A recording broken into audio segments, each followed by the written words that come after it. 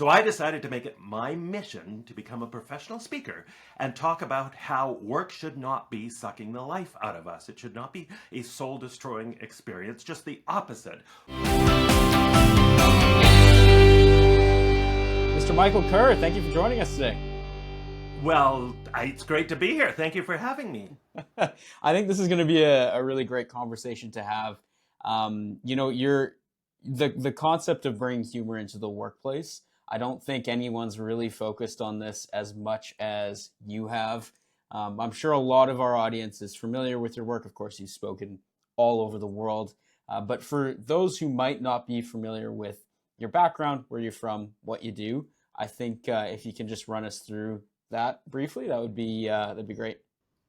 Yeah, sure. You mean, Mark, there's people that aren't familiar with my background? What is going on out there? What I the heck know. are people doing? Shame, shame, That's just so shame. sad. I'm sure there's lots of people that don't know anything about me. So yeah, I've been speaking and training for over 25 years now on the topic. Well, and the reason I got into this, Mark, is I worked in a workplace that became this. How do I put this politely? A soul sucking, fun sucking kind of workplace that was just sucking the life out of me. And I knew I had to do something else with my life. I had done a lot of speaking and training in that job. I was a communications manager. So I decided to make it my mission to become a professional speaker and talk about how work should not be sucking the life out of us. It should not be a soul destroying experience, just the opposite. Wouldn't it be amazing if we felt more energized and alive at the end of the workday rather than drained and exhausted and demoralized? So I decided I was going to talk about this idea of creating inspiring, positive, more humane, collaborative workplace cultures with, yes, a huge focus on the importance of having fun and putting humor to work to drive results and build a more humane, positive workplace culture where people want to show up on a Monday morning instead of feeling like they have to show up. So, and it's really is something that I think everyone can, right away if you're in that workplace, right? Whether it's one that is, like you described, as soul sucking, or one that is super positive. So, um, when you go into a workplace, what are some of those key first things that you're looking for to really identify if there's a positive culture there or if it needs a little bit of work? Get a sense of it right away, just through just almost the feel of the place, the vibe of the place. If it has this oppressive, almost dour, like people are working in a funeral, some places literally feel like that. And I'm thinking, why does it have to be this way? Certainly there are language cues, but a lot of it comes down to, I think, just how comfortable people feel bringing their authentic selves to work, which I know is a bit of a cliche phrase. We talk a lot about this idea of authentic leadership and bringing your authentic self to work, but it is important. Like how psychologically safe do people feel showing up at work as their true selves? How comfortable are they speaking up in meetings? How comfortable are they suggesting ideas? And yes, how comfortable are they sharing a little bit of humor? And when it comes to what organizations might be missing out on by not implementing these techniques, or bringing in a psychologically safe workplace, which is a term that is quite frequent nowadays. Obviously, I think 10, 15 years ago it wasn't the case. When you're speaking to the leaders who might be brushing off this, saying, "Hey, we're doing all right, we're doing fine," how do you really convey to them the value that they might be missing out on?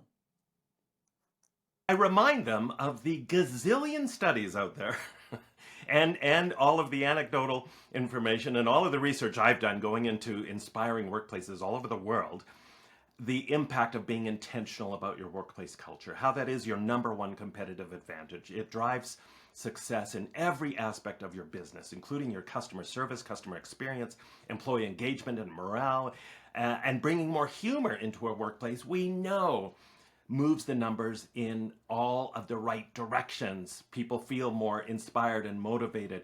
People collaborate better when there's more humor. People are more creative and innovative when there's more humor. They're less stressed out. They are more resilient when there's more humor in the workplace. They feel more psychologically safe when there's more humor in the workplace. It makes it more easy for people to feel comfortable speaking up and have real conversations and ask challenging questions and suggest ideas. So we know there's nothing trivial about humor. There's so much research that shows there are lower absenteeism rates, lower presenteeism rates where people are just showing up at work but not necessarily to work. There's higher retention rates, better customer service scores. Everything moves in the right direction when we just infuse our workplace culture with a spirit of fun. And I like to remind people there's a chicken and egg relationship here too as well. We know bringing more humor, levity, humanity into a workplace will help you create a better workplace culture, but that's also a key indicator. It's the result of working in a great, positive, inspiring workplace culture where it becomes easy for everyone to have a good attitude and bring their sense of humor along for the ride. You mentioned something that I really picked out there was people will feel more able to share or more comfortable sharing their concerns. And this has a key relationship to safety because if things aren't getting reported to begin with because they don't feel comfortable bringing that up and you don't have that relationship, well, then your numbers are off. And this is a huge concern. And I've spoken to a lot of safety professionals where they emphasize the fact that your numbers might not be correct because your culture's off. So this is almost, it fundamentally is a safety issue. Absolutely. And we know from research that inspiring more positive cultures tend to have better safety records. And that, I think, intuitively just makes sense. People communicate better. There's more collaboration. There's stronger teamwork. People feel safer speaking up. So, of course, your safety record is going to be better. People are living their values out loud. But yeah, this idea of psychological safety where it comes to safety is so key. In my keynotes and in my last book, Small Moments, Big Outcomes, I tell this story of stumbling upon this museum in Stockholm, Sweden, where I was doing research of great workplaces. This Vasa Warship Museum, this big, beautiful wooden warship that was hauled out of the harbor after it sank in the 1620s. And the weird punchline of this story is the ship sank in front of people down on the shore watching this, and 30 people tragically lost their lives. But the captain of the ship and some of the crew members knew the ship was probably going to sink. Yet they still went out with this launch, with a maiden voyage, because the King of Sweden at the time had personally signed off on the design aspects of this ship and was pushing them to get it out before it was ready. And nobody had the guts to put up their hand. In other words, there wasn't psychological safety back then to say, Your Highness, this ship isn't going anywhere. And this phenomenon we know goes on in our workplaces. It's an epidemic, in fact. The term to Harvard business professors coined as organizational silence to refer to this idea of people not feeling comfortable because there isn't that trust level in place. There isn't that sense of belonging in place, so people don't speak up when they see a serious safety issue. They don't ask questions for fear of feeling stupid or being embarrassed. And Mark, if you want to hear a story from my past, about I can so resonate with this. I was like 20 years old. I got a job doing forestry research on the coast of British Columbia. I was out there by myself with a chainsaw felling trees as part of this research project. I was given absolutely no safety training, no safety equipment. I had no training in how to fell a tree. I'm 20 years old, out there by myself, running into bears, running around, and like, I swear there were days, Mark, where I was wearing sandals and a t-shirt and shorts, like running for my life. I still wake up some nights and count my limbs and think, thank God I still have all my limbs. Like, it's crazy that I'm alive.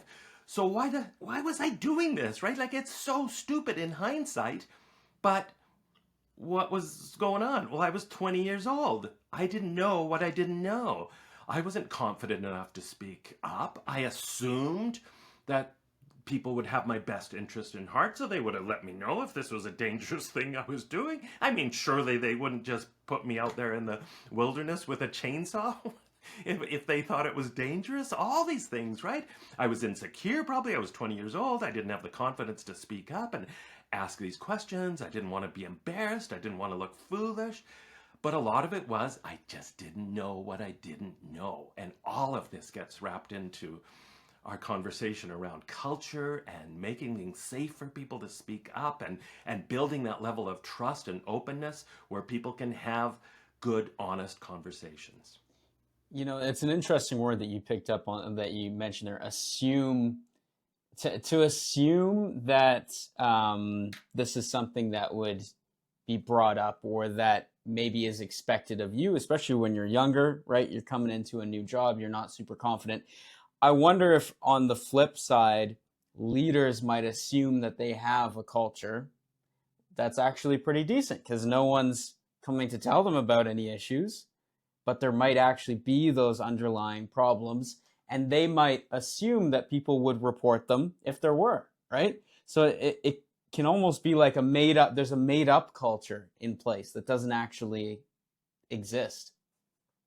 Yes, and that is bang on. And what you're talking about, and I talk about this a lot, is this idea of unwritten rules. What are the unwritten rules in your workplace, in your culture? Because I guarantee you there are lots.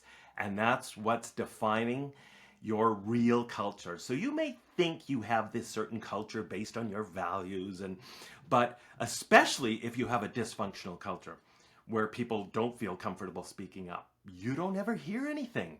So I see it all the time, and you see it in surveys all the time where senior managers rave about their culture. They say, "Oh yeah, we have an awesome culture," but then they survey the employees and they find out there's this little reality disconnect that they're not even close. It's like they're living in two parallel universes.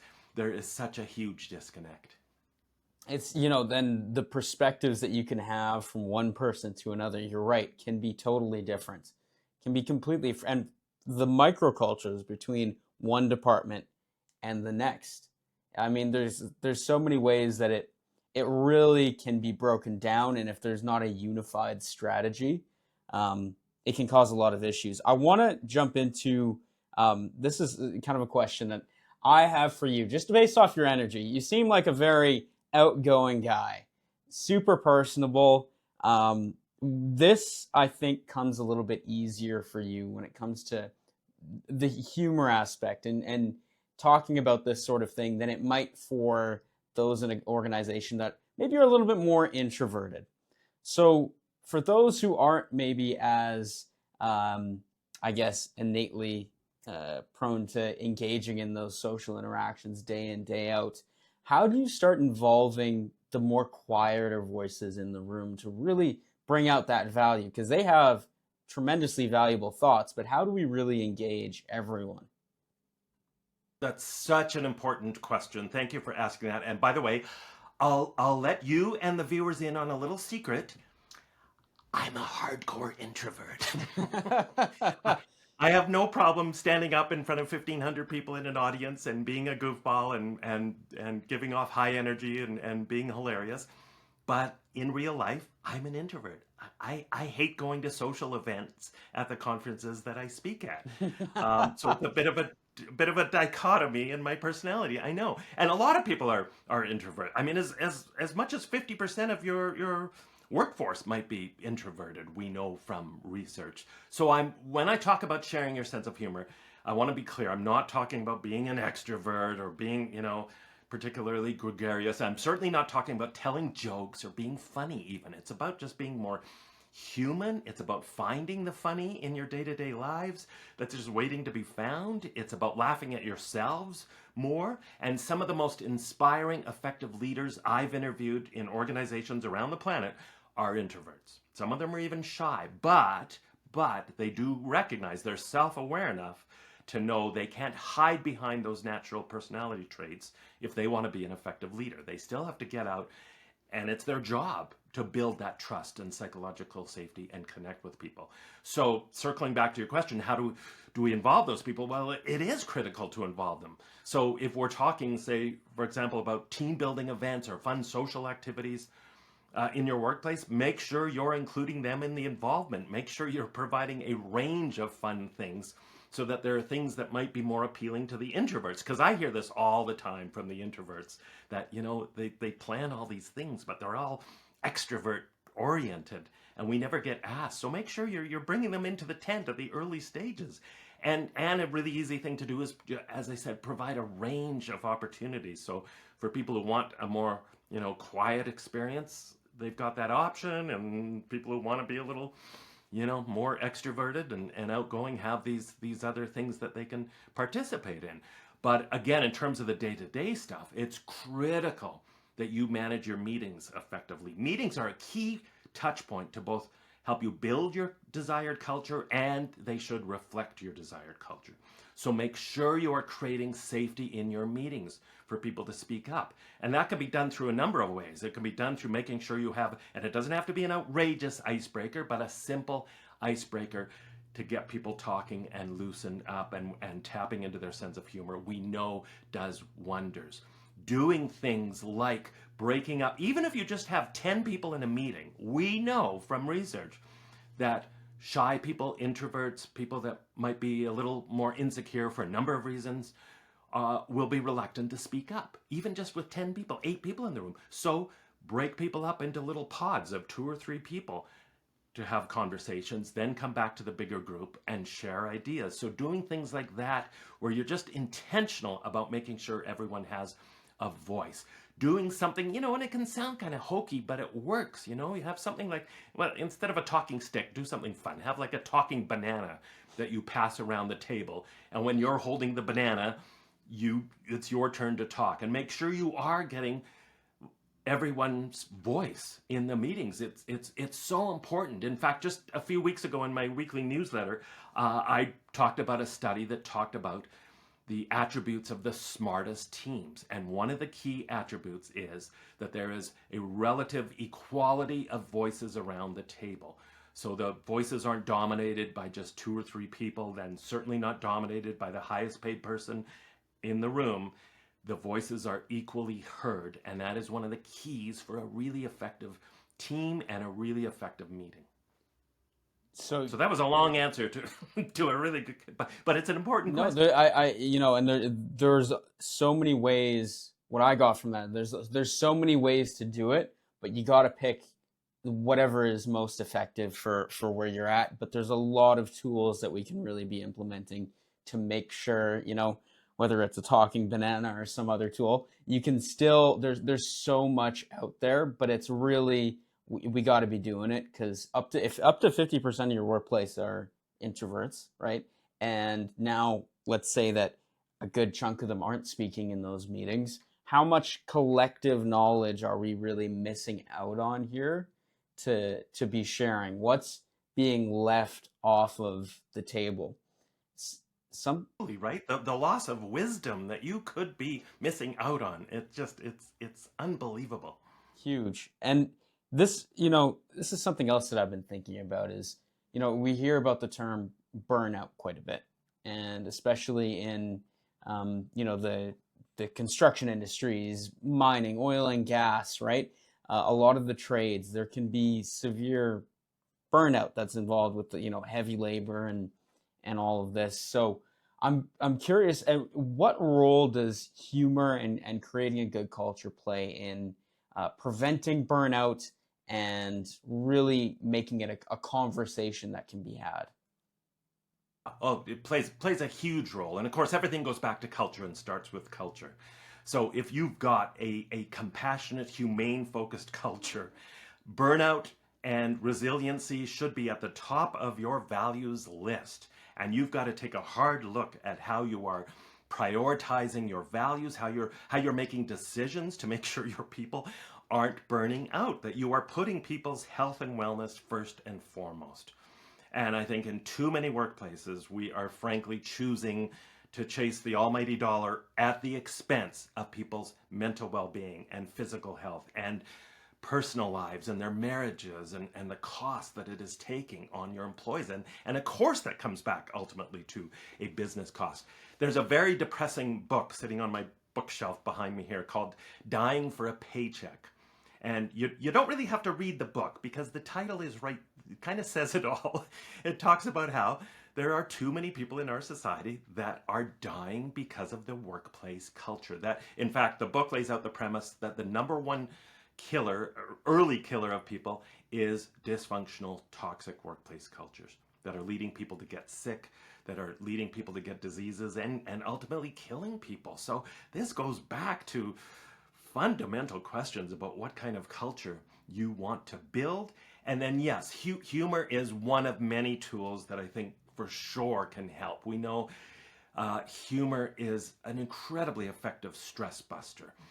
Even just micro doses of humor we know can make a big difference. And humor and laughter is a triple threat in the fight against stress, because there's a mental response, there's a cognitive response when we tap into our sense of humor. So it can change how we're thinking about something that is stressing us out at work. It can reframe it for us.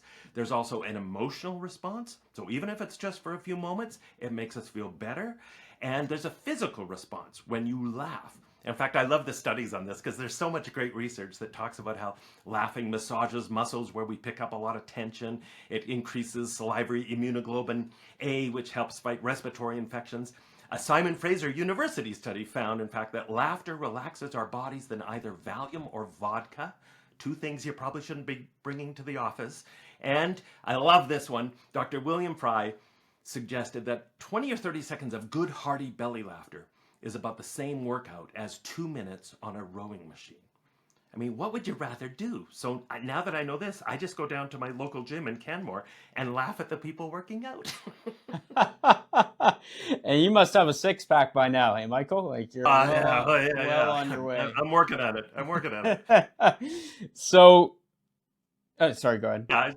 Yeah, I was just gonna say. So don't trivialize humor. It really is, I think, one of the most undervalued, underappreciated, underutilized resources we have at our disposal to help us manage our stress, be more resilient, and again, just create that safer, more collaborative, humane workplace culture. And so I'm a big fan of fun, humorous traditions and rituals too, because those help strengthen our cultural identity. They give us a sense of history in our culture. They give us something to look forward to and something to reminisce about. And they're huge happiness, motivation, engagement boosters. So there's lots of ways you can ingrain this spirit into your workplace culture. When we spend so much time at work, there's got to be massive trickle-down effects within your own life, right? Personal life. That's how I open all of my talks and how I open my last book, Mark. Absolutely, by reminding people that work has this huge impact beyond a paycheck. It affects our personal lives, our marriages, our physical and mental health, our identity, our personal growth. It gives us a sense of structure and purpose in our lives. It affects where you live because we move for jobs often. And it's a big time sucker, just a wee bit of a time sucker. It's the single biggest use of our waking hours in this short journey called life, the single biggest use of our talents, our energy, our time. So I think we owe it to the people we're working with, we owe it to our families, we owe it to our souls to create as positive and as safe a workplace as possible. Special thanks to our sponsor, BIS Safety Software, one of the leading safety and compliance software applications on the market today. We wanted to shout out the team for their new lone worker technology, designed to provide enhanced protection and peace of mind for workers while they are working alone. It includes features like check-in schedules, automated notifications, and you can designate supervisors to receive alerts. This lone worker technology helps round out the full scope of their safety management software. Lone worker is just the tip of the iceberg. See everything they have to offer at bissafety.ca. So if somebody's listening to this and they're saying, okay, Michael, this sounds great, but I find myself where I am right now in a workplace that doesn't have a lot of psychological safety. There isn't a ton of humor involved. It's a very serious, stern, as you would describe, soul-sucking workplace, right? What are some of those first steps that somebody can take, the initial kind of icebreakers that they can engage in that really help move that needle? Obviously, if they think they can make a change, if it's a lost cause, well, that's a different story. But what are those really that initial, if you were on day one, what would you kind of look at first? I would tell anyone, and again, this might sound a little cliche and hokey, but it starts with you. So start with yourself and your mindset and the energy and the attitude you're bringing into your workplace and your team. And don't try to change your entire unless you're in a really small company. maybe you can have a huge impact. But if you're working in a large organization, okay, maybe you can't change your entire organization. But I would challenge you to consider this. I suggest you have a lot more impact and influence than you might imagine over at least your piece of the pie, your small team, your small department. Start with that. Start with the people around you that you have an impact on. And lead by example. And one of the books I wrote is The Jerk-Free Workplace, how you can take the lead to create a happier, more inspiring workplace. And the whole point of that book is that everyone has the potential to be a leader at work and to step up. Now, leadership has nothing to do with where you sit on the organizational tree. It has nothing to do with your job title, what's on your business card. It's about your character. It's about your ability to influence the people around you in a positive way. So step up as a true leader and be brave enough to talk about some of the changes that you think would help your team. Do your homework. Find surveys, read books, bring them to your boss, have those conversations, be courageous enough, because this matters. And you're going to be doing your boss a favor, you're going to be doing yourself a favor, and your team a favor if you do your homework and come armed with some data that shows, hey, we got to start changing a few things, and just start slowly with some small things. And again, I would go back to simple ideas like, let's start with our meetings. Let's make sure our meetings are really effective touch points and that we really are having good, open, and honest conversations. And maybe that means you actually have to have a meta meeting, a meeting about your meetings where you talk about, okay, let's make sure we're getting these right. Maybe it's starting daily team huddles, which I'm a huge fan of, and so many of my clients are a huge fan of, where they're short, 5 to 10 minutes, standing only, same agenda, same time, and those become great touch points. And I don't think I've ever talked to anybody who has seriously implemented daily huddles and backtracked on them and not said, these didn't really work. Everybody raves, like it's so simple, but these simple little things are good starting points. Look for 1 or 2 traditions or rituals that you can suggest and that would work in your implement. A really easy way to send a message about your culture, to engage employees and have some fun all at the same time, is to also suggest, and again, these are kind of starting points where I always start at, suggest a few fun recognition awards that you can give out to your employees to honor people. Some of my clients, one of my clients, for example, they give out the Ha Ha Award. Now, it doesn't go to just the person who has the best sense of humor. This is a lot better, I think. It goes to the person who keeps everyone laughing during a particularly busy or stressful time, or even during a crisis. Like, who's that person who just lowers the temperature, keeps everyone laughing and in good spirits? The I Got Your Back Award, for whoever best looks out for one another's, not just their physical safety, but their mental well-being as well. The I love this one, the Jackass Whisperer Award, to whoever can lower the temperature talking to whether it's an internal jackass on your team or a customer. Who's that person who just has that ability to talk to the jackasses and get through to them? Or the Houdini Award, to whoever magically makes a big problem disappear. So come up with a few fun rewards. And as I say, I love ideas that have multi-benefits to them. So again, it may sound simple, but rewards like this can send a message about your culture, can send a message about what you want to prioritize on and your values. It's a way of engaging people, and they're fun. So you're killing several birds all at once. Ultimately, too, I think you're really building momentum. And this is something that I think about a lot in terms of safety. There's a lot of times where we can bring in, a speaker, whoever you want, the most inspirational speaker in the world. They come, they talk, everyone's jazzed about it for all of 3 weeks, and then that would be long. That would, I was going to say 48 hours. Yeah, but yeah, exactly. That's if they're really top notch. So, and then it kind of falls off a cliff, and you see that the initial improvement that you had just drops off. So what I'm really getting from that is that the daily huddles, the all of those awards, those fun awards, these are things that you come in to speak or somebody comes in to talk, and whatever you're implementing afterwards, that's really what's going to keep the ball rolling here. Am I right? Totally, totally. Okay. It's about creating habits and it's about being intentional, right? All of this comes down to being intentional. So, what are you going to do to be more intentional about building a culture that values safety? So it's about making sure too. We haven't talked about values yet, right? But safety obviously is a value. So, are you relentlessly are you becoming the chief repeating officer when it comes to safety and translating what that safety value actually means in terms of everyone's behaviors and attitudes? Are you modeling it out loud, and then are you holding people accountable and rewarding people for living that value out loud?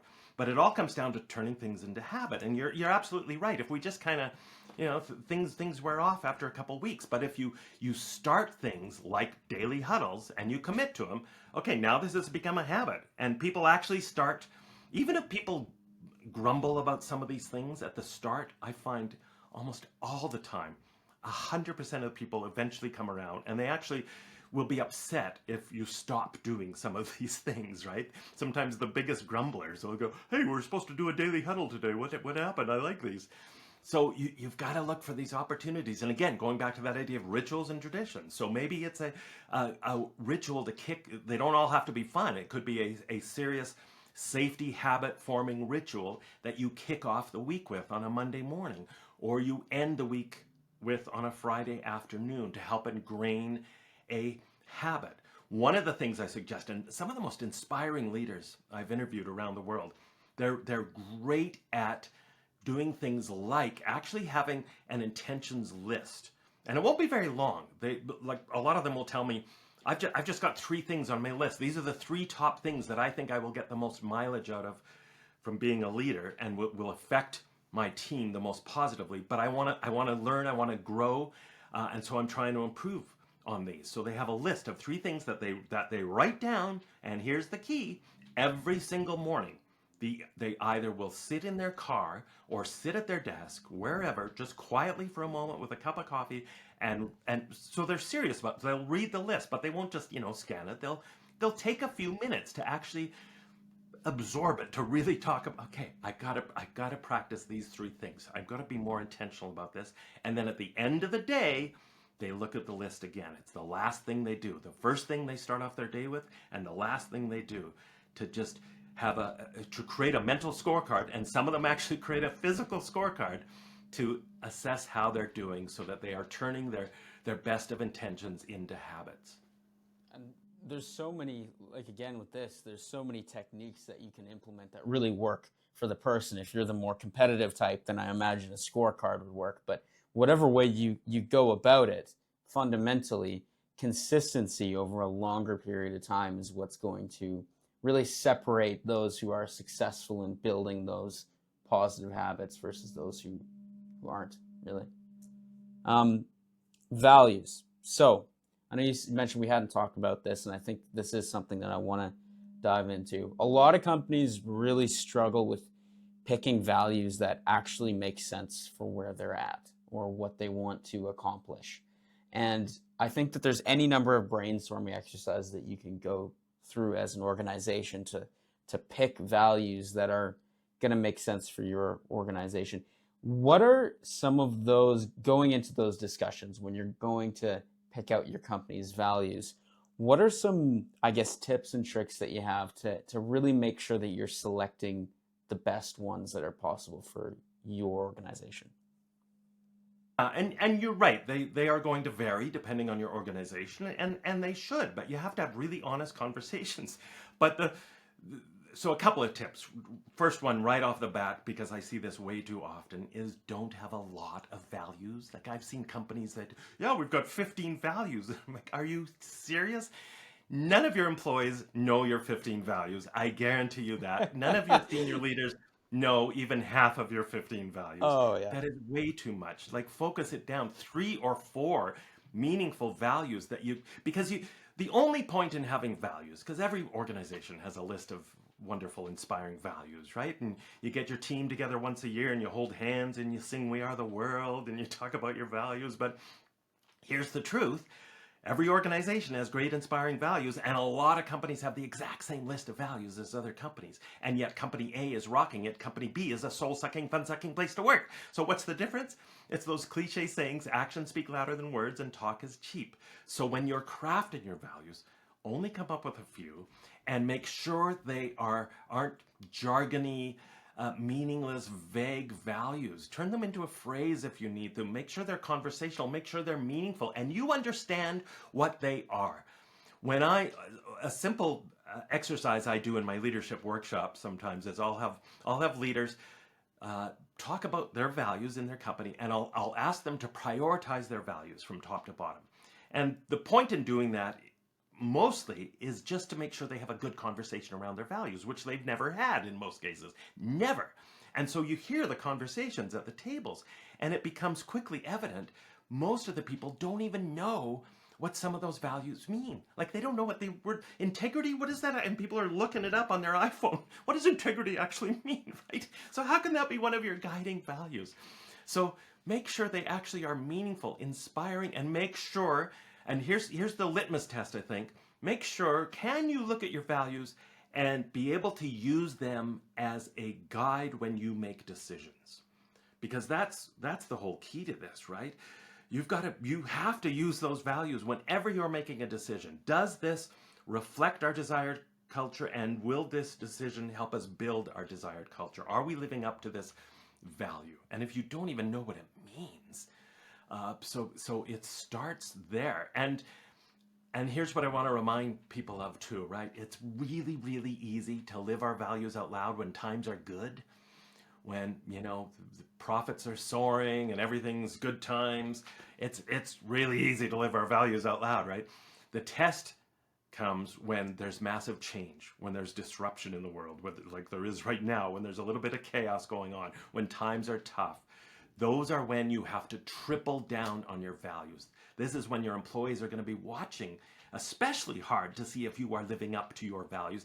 And that means if your values really, really do mean anything, there have to be times on a semi-regular basis where you are making what I call a big gulp, as in a gulp decision, because it's really hard, it's painful, it's expensive, this is going to cost us a lot. But you know what?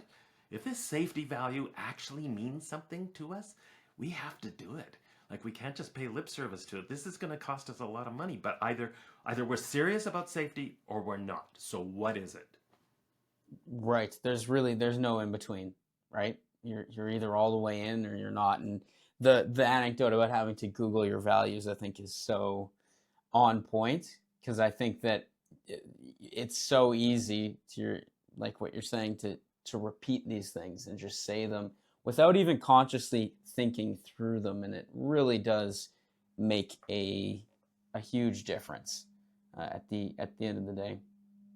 I have a story in my book where I went into a company, interviewing a company, and the president was telling me how he had the senior management team out to lunch, and just on a whim he says, "Hey, lunch is on me to whoever the first person is who can list our corporate values." And this was the senior management team. Not one of them could. So they all started laughing and going, "Why do we even have these then?" Right? So they decided to start over from scratch and simplify big time. And really, to your point, you'll see a list of values, and one of the values is we value our values. It's just, I mean, it's just absurd what, having more than you can actually realistically focus on. When it comes to success stories, you've worked with many organizations over your career. Do you have any that stand out to you of companies where you went in, you were able to really see a key change before and after? For sure. There are companies. There's a company, and I don't want to name names of my clients always for privacy reasons, but there's a big insurance company, for example, that I worked with recently, and they were.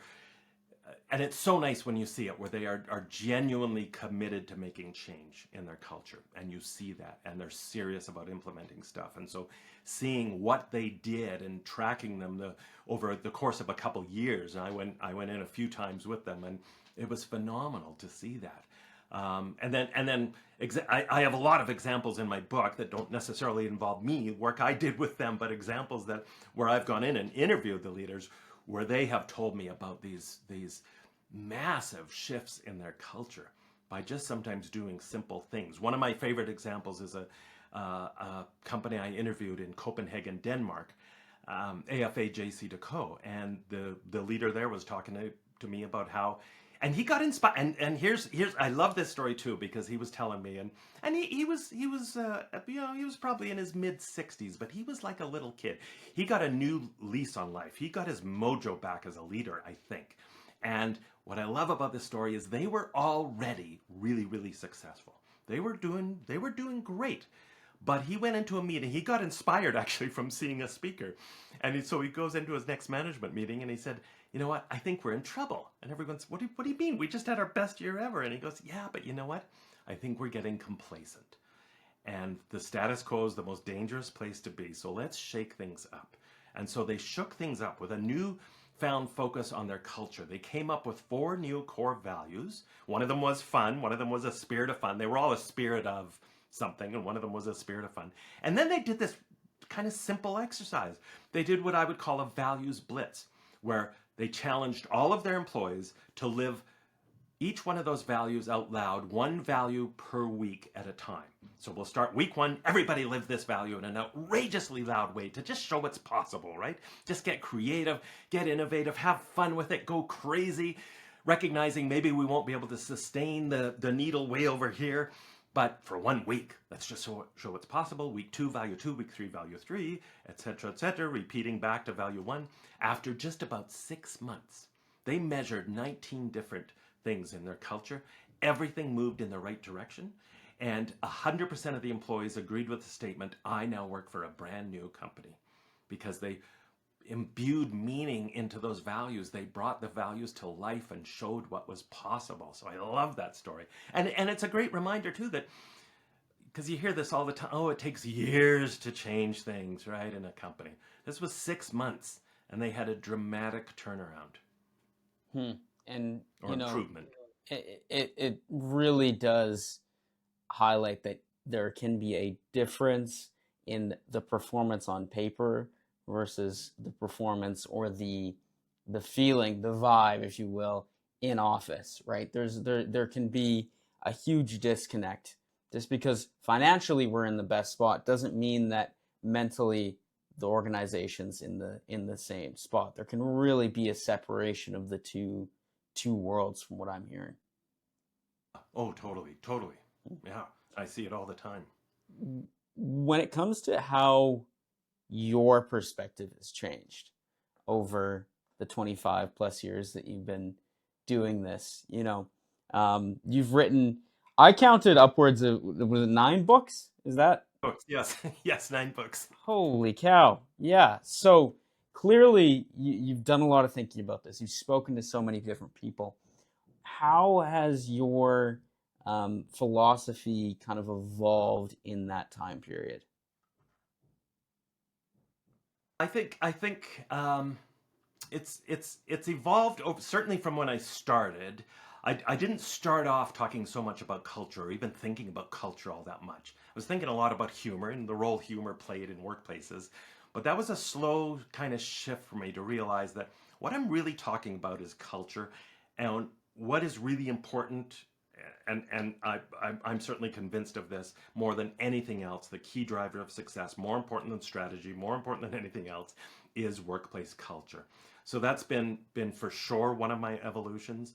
I think another evolution is around the whole concept, I think, of leadership, and having more real and blunt conversation, especially when I go into when it's only senior leaders in the room, and sometimes working with small groups. And this is what I love doing, is having these really in-depth, really powerful conversations with senior leaders that really kind of dig to the sources of a lot of decisions that they're making, that really get to the core of their workplace culture and their values and what is driving them and their passion, and what legacy do they want to build? What legacy do they want to leave behind? And what legacy are they living day in and day out? Like, let's not wait 20 years to think about our legacy when we're retiring. You're building your legacy day in and day out, and it starts right now. So what do you want people to think about you? What do you want to be remembered for? And don't you want to be remembered for more than just this?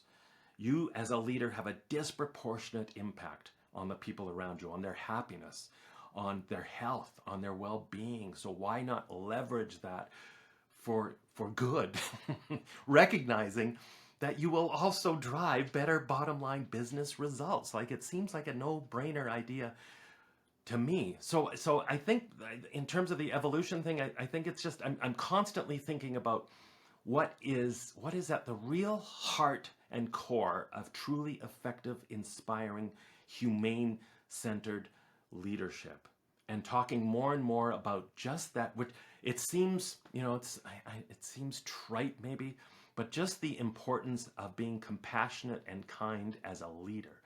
And I talk about this in my talks more than I ever have. And I'll say to my audiences, look, I don't care if you think this is trite. Just look at the world around us. Look at what's happening in politics these days. When you go on social media and the stories that you hear from too many people that are miserable in their jobs, we have a compassion, empathy, humanity deficit out there in the world right now. So let's start with kindness in everything we do. I love that. And you mentioned legacy, and I think this is a great sort of point to bring up. Maybe I'll turn the question over to you. For you, Michael, what would you like your legacy to be? Oh, that's a great question. Well, I would love, people ask me, I've been doing this a long time, so I get asked, are you thinking about retirement? I'm like, no, I'm not thinking about retirement.